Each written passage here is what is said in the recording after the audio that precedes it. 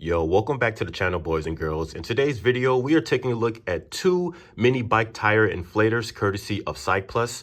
Now, I do want to apologize to CYCPLUS because they actually sent me both of these devices back in the summertime, and I'm just now filming and uploading this video. But there's actually two reasons why it took me so long to make this video. Number one, if I'm being honest, is because I've just been trying to catch up with all of my various frame, bike, and wheel videos. And number two is because I actually already purchased this same AS2 Pro bike inflator well over a year ago. So I'm a fully bike inflator convert. I haven't carried CO2 cartridges in my bike kit for well over a year because this product is awesome. So I'm not going to be necessarily talking about anything that you haven't heard already if you've seen some of the other YouTubers who have featured this product, but I do want you to know that I've already bought this myself, and so they just sent it to me after the fact. So let's go ahead and take a look at some of the features.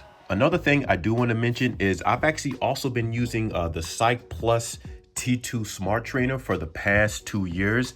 I love this smart trainer. In fact, I love this so much that I'm going to actually sell my Wahoo Kicker version 5 because there's just so many features on this that I prefer over the Wahoo. Number one is it uses a magnetic drive versus a belt drive system like the Wahoo.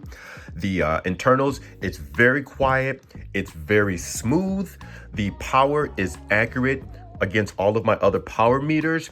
And as soon as you sprint or just put down the power, there is no delay versus that ever so subtle power delay you get with the Wahoo Kicker here. As you can see, I have this set up on my Yishun frame set, and yeah, shout out to CycloWax because I do hot wax my chains even for my indoor trainer. But nonetheless, CYCPLUS makes fantastic products. Now, these CYCPLUS electronic pumps, they come in 3 different flavors, varying in both the price, the size of the battery, which subsequently also means how many times you'll be able to use the electronic pump before the battery dies. So the one that I use in my kit every day for the past year is the mid-tier one, which is the AS2 Pro. And then the larger one is the AS2 Pro Max. The cheaper and smaller one is just the AS2. So for the shorter battery or the smallest battery, that one should give you about 1 to 2 pumps, no diddy, for a regular road tire. The one that I use, you should be able to get about 3 to 4 re-pumps for your tires. And then for this one, the largest one, this one retails for like $115. Mine is like $110. This is really only geared towards mountain bike tires. You're getting like 7 refills for a mountain tire for that. So unless you are doing some sort of long gravel or mountain bike, you don't really need the larger one. My recommendation for the typical road cyclist is to get the mid-tier one. This is where you get the best value, in my opinion, and you get a nice battery to weight ratio versus using CO2 cartridges. Now, one of the most important questions that I know people want to know is, what does this battery weigh compared to using traditional CO2 cartridges? So let's go ahead and weigh that out. So let's just do the inflator and then 2 CO2 cartridges. So 2 CO2 cartridges, you have 148 grams. So this is what I would have typically carried for the past 3 years up until last year. And then let's do the mid-tier inflator with the valve extender. And now you'll have to double check on CYCPLUS website, but I don't believe that the smaller version comes with this valve extender. You 100% want to use this valve extender, especially if you're using TPU inner tubes, because the air that comes out of here is pretty hot and you don't want to take any risk of damaging your TPU inner tubes or the valves. And what's nice about this is this screws directly into the valve, so you won't be losing any air pressure trying to make sure everything is nice and secure. So the weight for this is 161 grams. So really, what is that? That's only like 13 grams heavier than carrying 2 inflators, or I'm sorry, 2 CO2 cartridges and the inflator. However, with this, you will get up to 4 refills versus only 2 with the CO2 cartridges. Now, because this is battery powered, typically what I carry in my kit is, of course, the battery, some nice instructions for whatever reason, of course, the valve tube extender, and then I keep it in this nice little plastic bag. That way, if you do find yourself caught in the rain out on the road, you won't have any issues with potentially getting water ingress into the battery bike inflator. So this is the contents inside of a brand new packaging of the mid-tier e-pump inflator. Of course, you get the box, you get this nice little bag that I just mentioned, user manual, you get the device itself, you get charging cables. It uses a USB-C charging system, USB 3. Full charge takes about an hour to do, so just keep that in mind. I usually top mines off, no diddy, usually like maybe once every couple of months. But I've never been in a situation where I've run out of battery power, because if you need to use this more than 3 or 4 times, you probably just have an issue with the tire. But nonetheless, it's a perfect size for what I need it for. So how this device actually works is the top button is for the on button, which I'll show you. So it turns on. And then these lower 2 buttons, the top one or the middle one, and then the bottom one, this is to adjust the tire pressure.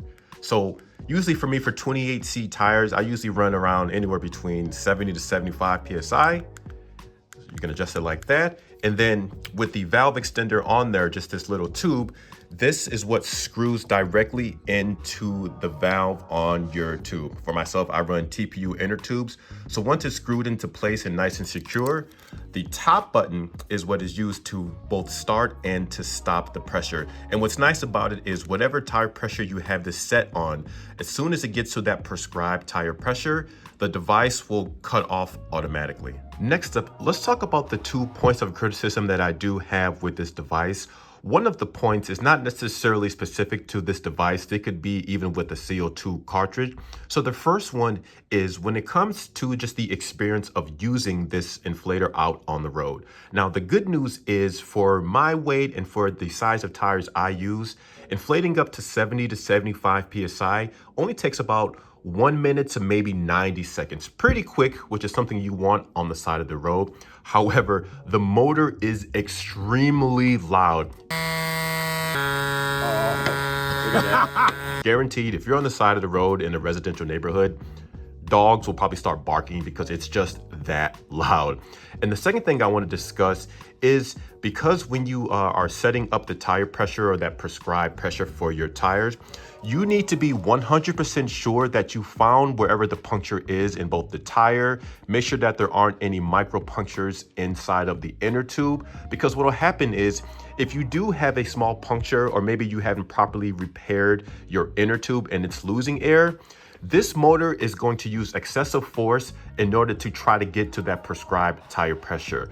So if you set this, for example, to say 75 PSI and your inner tube is inflating, but it's also losing air, it's going to be trying to use so much force from this battery that you can basically kill the whole entire battery in like a minute time. So before you go ahead and start this up, make sure you are 100% certain that you have figured out where the puncture is, because you can easily go from having 4 recharges on this to basically having nothing. So like I mentioned early on in this video, guys, I am a full electronic pump convert. I've already bought one of these myself over a year ago, and I have been using it ever since. And it has saved me on numerous occasions. In fact, one time I was 3 hours from home on a ride, and I had to use this and it worked well. And in fact, I was riding with a gentleman where he was running tubeless tires, and he had a crazy puncture that wouldn't seal. And so I was able to get this started for him. He was able to use it, and it just worked very, very well. Thank you. One of the things I also really like about this is compared to using CO2 cartridges, this should be perceivably more environmentally friendly, of course, because you're not putting CO2 into the atmosphere. Another great thing about this too is because usually when you're using CO2 cartridges, you'll probably have to add air into your tires overnight, because CO2 will just lose air a little bit quicker than regular air, whatever that means. Drop down in the comments if I don't make any sense. So with this, you're just using regular air that's being forced into your tires, which is nice. For essentially the same weight in your bike kit, you're getting 4 tire refills versus 2 with those CO2 cartridges. It's relatively inexpensive for what it is. You're able to recharge it within an hour. And for the type of riding that I do, I typically only need to use this once, but it's nice to have that insurance that you do have up to 4 charges on here. So this is what I keep in my tool bag, which I keep in my back pocket. I do not use a saddlebag because I am a toxic alpha male. So I have, of course, the inflator. I keep 2 spare TPU inner tubes. I have a set of hex wrenches, of course. Got some tire patches, which does work very well with TPU inner tubes.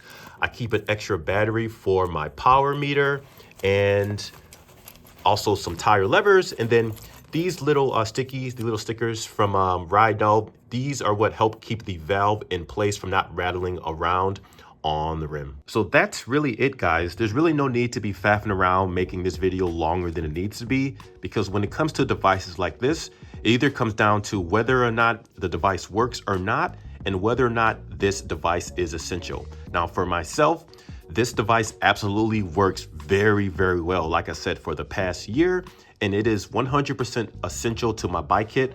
I never leave home without it, and it does just keep me safe for those times when I'm stuck on the side of the road and I do need to repair a puncture.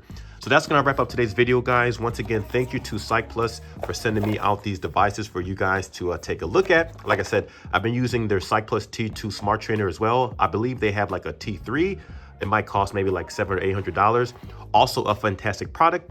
Questions, comments, or concerns, please feel free to leave them down below, and I will check you guys on the next one. Thank you so much for watching. Peace.